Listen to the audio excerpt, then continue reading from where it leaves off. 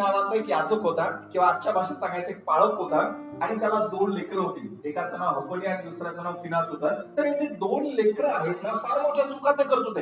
अर्पण चुकीच्या पद्धतीने घेणार, आणि त्या ठिकाणी निवास मंडपाच्या तिथं जे काही स्त्रिया वगैरे यायच्या त्यांच्याशी कुकर्म करायचा. आणि मग सगळ्या लोकांनाही समजलं. सगळे लोक येऊन एकीकडे तक्रार करतात, म्हणतात अहो तुमची लेकरं व्यवस्थित वागत नाही. मग हा एक बाप म्हणून त्यांना समजावून सांगत आहे, आणि तो म्हणतो माझ्या मुलांनो असं करू नका. पण हे वाक्य वापरण्यासाठी वेळ निघून गेला होता.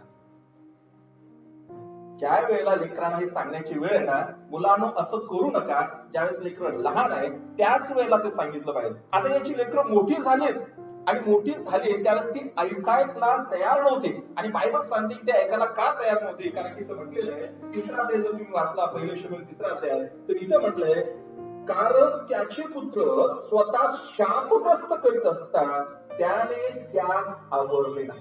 कोणाला दोष दिला आहे? दोष हा एलीला दिलेला आहे, की ज्यावेळेस एलीची मुलं चुका करत होते लहानपणापासून. बघा, ही लेकरं मोठे झाल्यावरती चुका करणारे लेकरं बनू नाही, लहानपणापासून त्यांना चुका करण्याची सवय लागली, आणि बाप म्हणून त्या बापाने त्यांना आवर घातला नाही, आणि म्हणून देवाने त्यांना शिक्षा केली.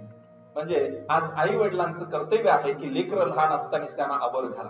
तुम्ही नाही लहान आहे लहान आहे लहान आहे, लहान लहान लहान म्हणता म्हणता मोठे मोठे होतील, आणि कधी ते तुमच्या डोक्यावरती बसतील, तर तुमच्याही लक्षात येणार. त्यावेळेस बाळा उतर की, बाळा उतर की, नाही पप्पा जरा बसू द्या डोक्यात, बाळा उतर की.